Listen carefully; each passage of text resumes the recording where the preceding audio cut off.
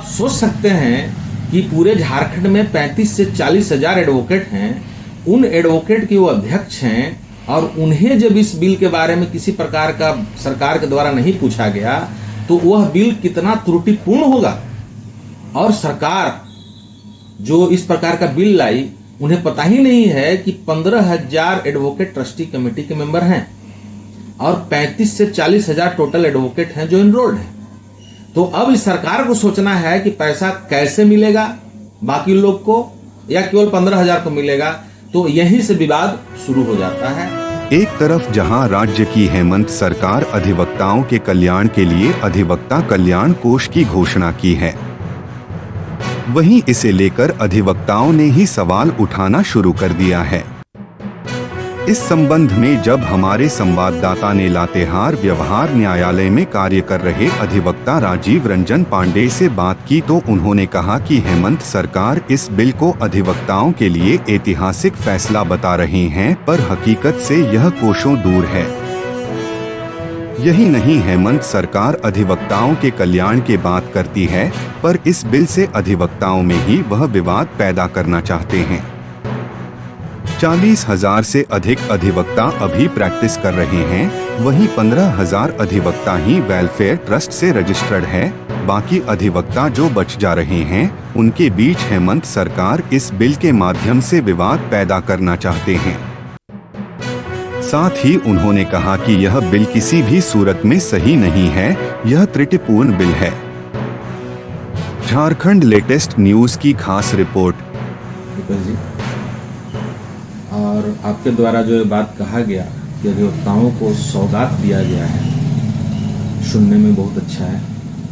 और अगर ऐसा है तो यह बिल्कुल ही आभार का विषय है।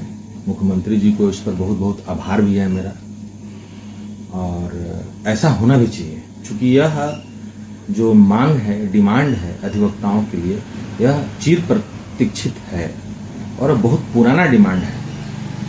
और जिस प्रकार से अधिवक्ता हमारे झारखंड में हैं, उनको यह चीज़ जरूर मिलना चाहिए जो झारखंड सरकार के द्वारा वर्तमान में बोला गया है, लाया गया है, उसे मिलना चाहिए। दूसरी ओर हेमंत सरकार ने भी कहा है कि यह फैसला अधिवक्ताओं के हित में ऐतिहासिक है। आप एक अधिवक्ता हैं, क्या कहेंगे इस पर? अगर हम लोग इसको देखें तो इस पर 2-3 पहलू है। चूंकि यह विषय अधिवक्ताओं के लिए है और अधिवक्ता समाज के एक बहुत ही जागरूक, बहुत ही कर्मशील और लोगों को न्याय दिलाने के लिए अपना जिंदगी लगाते हैं। अधिवक्ता के पास जो भी विषय आता है, पहले उस पर वो मंथन करते हैं, आत्म मंथन करते हैं, उस पर कानून देखते हैं, उस पर अपने जो संविधान हमारे देश का है उस पर हम लोग तार्किक विषय रखते हैं। उसके बाद जाकर के किसी भी व्यक्ति के द्वारा कहे गए, किसी भी नेता के द्वारा कहे गए, किसी भी दायित्वधीन पदाधिकारी के द्वारा कहे गए शब्दों पर हम लोग उसको सोचते हैं।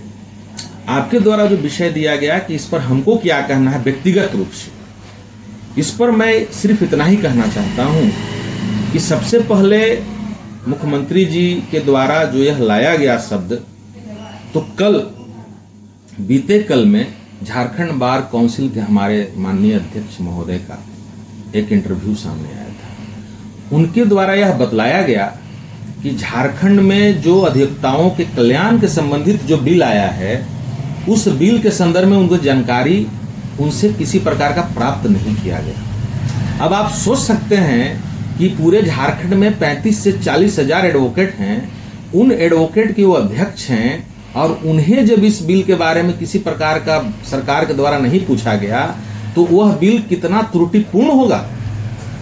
बिल लाना अच्छी बात है, लेकिन एक स्वस्थ बिल, एक हेल्दी बिल, जो बिल तत्काल लोगों को प्राप्त हो सके, उसका सफलतापूर्वक संचालन हो सके, यह सफलता में कहीं ना कहीं हमें लगता है कि यह रोड़ा अटकेगा, चूंकि यह बिना सोची समझी लाई गई काम है।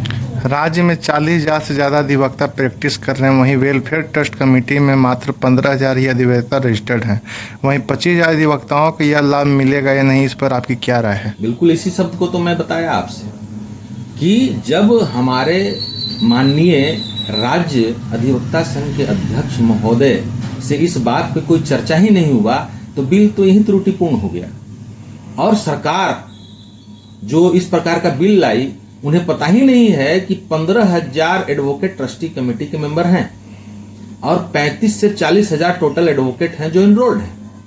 तो अब इस सरकार को सोचना है कि पैसा कैसे मिलेगा बाकी लोग को या केवल 15,000 को मिलेगा, तो यहीं से विवाद शुरू हो जाता है। इसलिए मेरा ऐसा मानना है कि यह बिल कहीं न कहीं अटक भटक की बात आ रही है।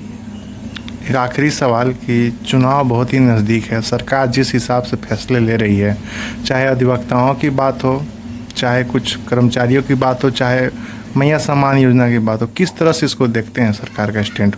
सीधा सा बात है, सरकार का 5 साल कार्यकाल पूर्ण होने वाला है, चुनाव में 2 महीना बचा हुआ है, 3 महीना बचा हुआ है और संभवतः 1 महीना के बाद आचार संहिता लग जाएगा। झारखंड सरकार का जो बजट है 2024-25 का, वो बजट 4,70,104 करोड़ रुपया का है। मैया सम्मान योजना में 1,60,00,000 मतलब यहाँ पर महिलाएं हैं जिसको कि 1,000 रुपया पर मंथ सरकार देना चाह रही है। आप जोड़ लीजिए कि 1,60,00,000 महिलाओं को 1,000 रुपये महीना अगर दिया जाता है तो 12 महीना में कितना रुपया हो जाता है।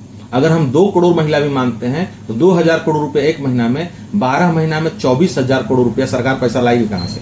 दूसरी बात, मैं 90,000 करोड़ रुपया झारखंड सरकार पर कर्ज है। तीसरी बात, महिला जनसंख्या जो है यहाँ पे 2,000 करोड़, यहाँ पे मोटा मोटी 2 करोड़ का है। सरकार इसको पूरा नहीं कर सकती है। सरकार का पेंडिंग वर्क है। कौन कौन पेंडिंग वर्क है? सरकार आपके द्वार के आधार पर अबुआ आवास योजना, बिरसा सिंचाई कूप संवर्धन योजना, फूलो जहानो आशीर्वाद योजना, साइकिल डीबीटी योजना, सामुदायिक वन पट्टा की योजना, मुख्यमंत्री सृजन योजना, मुख्यमंत्री योजना, पशुधन, सारा योजना इनका लटका हुआ है। यह सिर्फ चुनावी वादे हैं, लोगों को अटकाने भटकाने लटकाने की बात है। यह पूरा नहीं होने वाला है। मेरी नजर से सरकार पूर्णतः फेल है। क्या नाम हुआ सर? मेरा नाम राजीव रंजन कुमार पांडे, मैं अधिवक्ता हूँ, भारतीय जनता पार्टी का एक छोटा सा कार्यकर्ता।